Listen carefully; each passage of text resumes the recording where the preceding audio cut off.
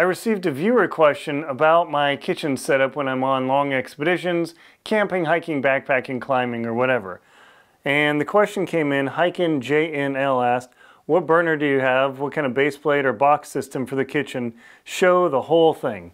Hikin JNL, I can do that for you. Thank you very much for the question. Everybody else watching, please leave questions in the commentary and I'll do my best to answer them. So let me show you my complete setup for using a white gas stove in just about any situation. Here's my complete stove kit and everything I'm going to show you that. It's featured in my book, Adventure Expedition 1, as well as my book, The Amateur's Guide to Winter Camping. So what I've got is a funnel here that I can transfer my fuel from bigger bottles into my fuel bottle. I have the MSR Expedition lid, not that silly child-proof thing. Get this, it's way, way better than the child-proof one. Trust me on that. I've got a small MSR field repair kit I keep with me at all times because it's come in handy more than once. So, what I have here is a pan, and I have this pan, and it's great, but I used to use my MSR Trillium. The MSR Trillium is supposed to be an ultralight base plate. You just simply flip it out and it holds a stove. Even though they say it's nice, the heat goes through the base plate with the holes and it slowly melts through the snow and then the stove tips over. So I do not use this Trillium anymore. That was a waste of money. All right, I used just a pan. Now this is a heavy steel or aluminum pan. This is all I had at the moment, but I usually use one of those very crunchy turkey basting pans that ends up getting squashed. Those are the best thing, but you'll just pretend that this is a pan here. And then in my stove kit, everything is literally in here.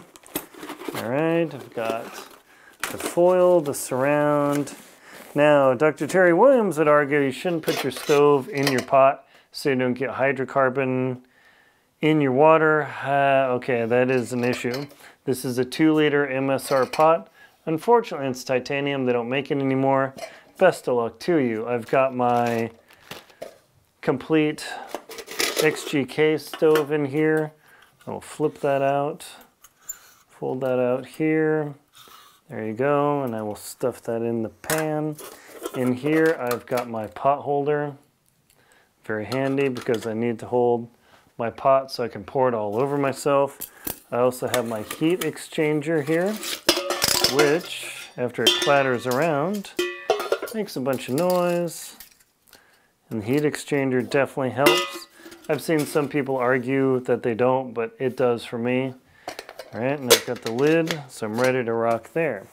Now, I have a pump here that was in there, but I also carry a spare pump on a longer trip because that is super important. And then I put the pump. I'm literally going to show you the complete setup that I do just so you have a better idea of how this all goes. All right. And then you pump that bad boy up a bunch of times. And of course, this is full of fuel. So there you go there. And now my pot holder. Now the aluminum foil actually goes around the base of the stove once you light it. And why do you do that? Because any cross breeze will take all the heat away and initially could burn out or blow out the flame.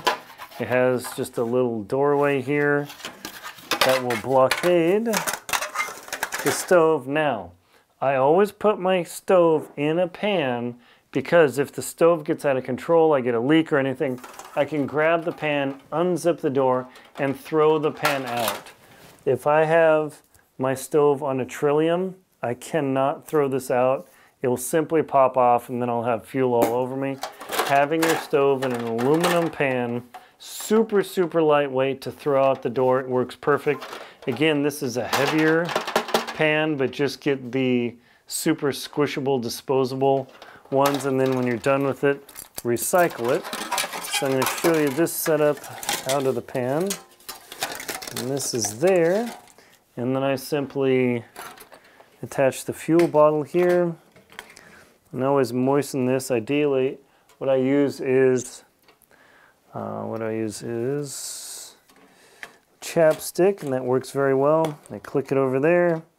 I turn on the fuel a little bit to let it spurt out. And then in this part of my cook kit, I have the extra diffuser so I can put it on the bottom of the stove. I never use that. Don't care. I always carry a green scrubby because you never know what you're going to do to clean up. Always carry a tiny little sponge because if you have a spill like we had in Greenland, what are you going to do about that? I spilled a little bit of water on our expedition in Greenland, and I just used my little sponge, mopped it up, squeeze it out, mop it up, squeeze it out, and I spilled hot chocolate. So this works wonders. And then I have my nothing bag in there, and I have a titanium spoon. Never use a plastic spoon, never use a Lexan spoon. They might be lighter, but when they break, you're screwed. So always titanium or aluminum. This thing has lasted 20 plus years, and I expect, unless I lose it, I'll use it until I die. I carry some matches, I never use them. And then the striker. So I've got the striker here. This thing, as you can see, is well used. It still sparks, so I'll use the new striker. I always carry a backup striker, I don't know why. So I get the stove going, and I keep this around, and when they get the fuel on there, I just simply strike it till it lights, get this back in, and then I let it burble, and as soon as the flame goes down, I turn it up just so it's barely running. Because if you turn it up any higher, you get a massive fireball. You will burn you and your tent down, so do not do that. Be very gentle until this whole system fires up. And then once it's fired up, and pretend it's in the pan, please forgive me for that, I simply put my stove on there. Do never put an empty stove on this. It will crack and scorch the bottom of this pan instantly. Always start with water in the pan, like at least an inch or 2.5 centimeters of water. Put that in there, and then put a couple pieces of snow in the pan. Now be careful, snow is highly absorbent. So when you put it in there, make sure it doesn't suck all the water out, because again, you will scorch your pan. You cannot put the snow directly in. And just make sure there's enough water that it begins filling up. And then I simply close the lid and happily let it cook. And I make sure to put my ring around here to make the heat as efficient as possible. And then I open it a little bit, pour it out, and voila, easy enough. The reason I'm not doing this right now outside live is because it's raining. And this literally is my entire stove kit, as you see here, with all this stuff. No problem. And this exact kit has served me well for hundreds and hundreds of nights in the backcountry. Thank you very much for watching. Also, check out my book, The Motivated Amateur's Guide to Winter Camping. It's got all this info in there as well. Thanks for watching. Please like, comment, and subscribe to the channel.